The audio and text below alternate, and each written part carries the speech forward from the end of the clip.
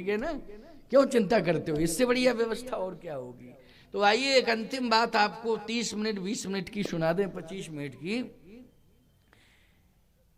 कि जीवन में हम ऐसी कीर्ति स्थापित करें कि जिससे शरीर चला जाए लेकिन हमारा वो पद कोई ले ना पाए, कोई उस पद से हमको हटा ना पाए। ऐसा उपाय क्या है? बोले प्रथम भगति संतन, यही उपाय है, कर संगा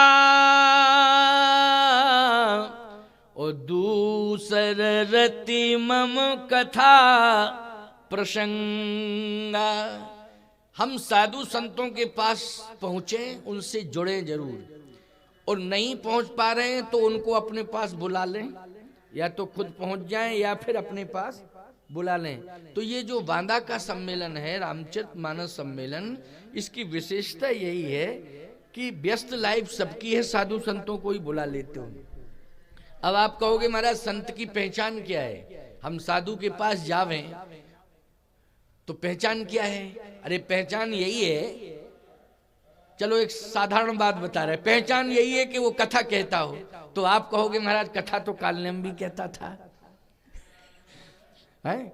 और इतनी बढ़िया कथा कहता था कि हनुमान जी जैसा प्रभावित हो गया थोड़ी देर के लिए।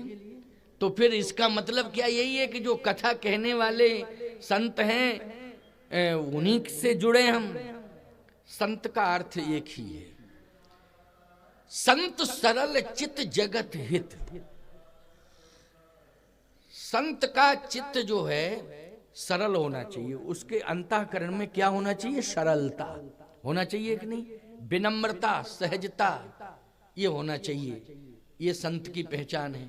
जगत हित, संत अपने लिए नहीं जीता है, जगत के लिए जीता है। आप कहो वो संत तो वो है कि जो भगवान के लिए जिए, आप कह रहे जगत के लिए जिए, वो संत। इसका अर्थ क्या है? इसका अर्थ यही है कि सिए राम मैं सब जग जानी, करहूं प्रणाम जोर जुग पानी।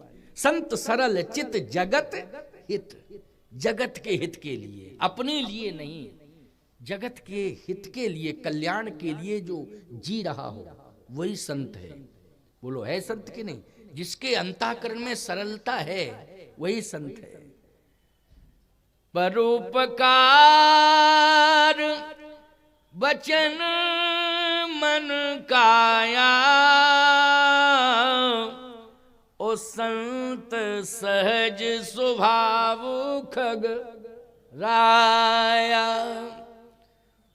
देखो ये स्वभाव बताया तुलसीदास जी ने कि नहीं, ये संत की पहचान है। ये जरूरी नहीं है कि बहुत लंबी चौड़ी दाढ़ी और लंबा चौड़ा तिलक और ये सब कपड़े पहने हो तो कहे यार बहुत ऊंचा महात्मा मिल गया। आजकल तो एक बात और बताएं, जिसकी सबसे ज्यादा लंबी दाढ़ी हो उसी को महात्मा मानते हैं। अरे पंजाब में चले जाओ तो मोहल्ले मोहल्ले में इतने बड़ी दाढ़ियां मिलेंगी तुम्हें, चले तो जाओ जरा पंजाब में, ये दाढ़ी वालों की कमी थोड़ी है।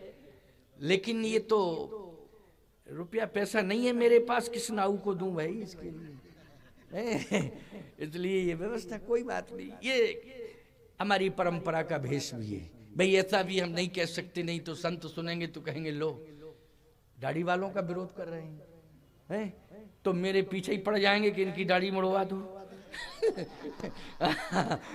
बड़ी समस्या है ना, इसलिए क्यों, तो ऐसा भी नहीं कह रहे। परंतु सत्यता तो यही है कि भेष के साथ साथ पवित्र उद्देश्य होना चाहिए, उदारवादी दृष्टिकोण होना चाहिए, पारमार्थिक प्रकल्पों का सृजन उसके जीवन में होना चाहिए।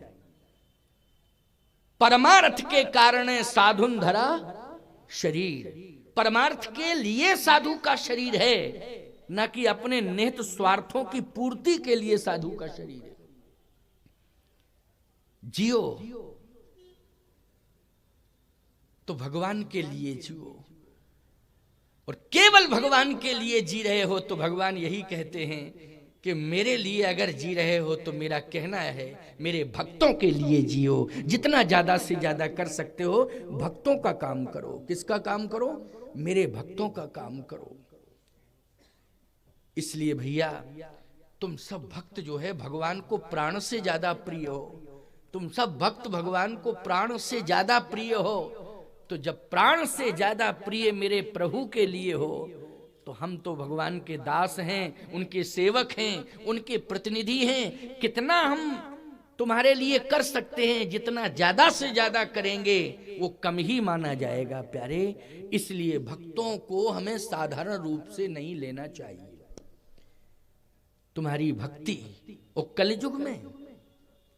कलयुग में तो भक्त इतने कीमती हैं साहब, भले ही जो है कबाड़ियों के लिए नहीं है, ये मैं नहीं कहूं, कबाड़ियों के लिए नहीं है भक्त। वो तो कहते हैं ओ ये भक्त देखो कितने मजीरे फोड़ दिए इन्होंने, ऐसा भी बोलते हैं। लेकिन भगवान की दृष्टि में सतयुग, त्रेता, द्वापर से भी ज्यादा कीमती भक्त हैं कलयुग के भगवान की दृष्टि में। क्यों?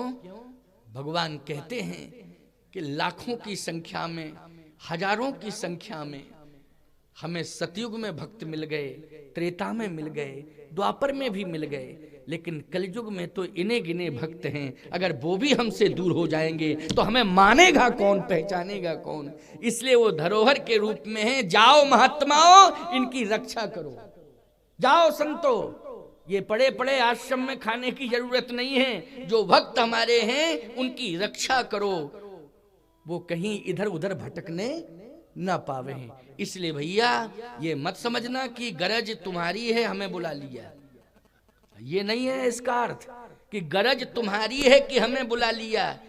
गरज हमारी है कि भगवान ने हमें भेजा है कि इनकी रक्षा करो। इनको सदुपदेश दे करके ये कहीं इधर उधर भटकने ना पावे, इनको सही मार्ग पर लाओ और इनको सुरक्षित करो, इनको संरक्षित करो। इसलिए मेरा आदेश है जाओ। तो भगवान के आदेश को पा करके हम भ्रमण कर रहे हैं। समझ गए हो कि नहीं?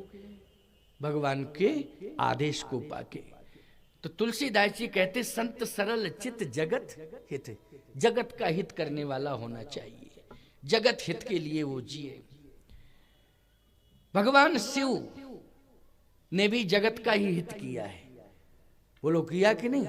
श्री शंकर जी ने किसका हित किया? जगत का हित किया है। भगवान राम के सबसे प्रिय वैष्णव हैं भगवान शंकर। भगवान राम के सबसे प्रिय वैष्णव, परम वैष्णव, परम प्रिय हैं कौन? भगवान शंकर। क्यों? भगवान शंकर ने इतना बड़ा कार्य कर दिया प्यारे कि आज आप सब आधार मान करके, क्योंकि भक्तों के पास अगर रामचरितमानस जैसे ग्रंथ का आधार ना होता तो निराधार जिंदगी हो जाती भक्तों की, फिर कैसे वो जीते? ये आधार है। और इस आधार को देने में माध्यम कौन बना? रची महेश निजा मानस राखा, ओ पाय सुसमय शिवासन भाखा। पाय सुसमय शिवासन भाखा।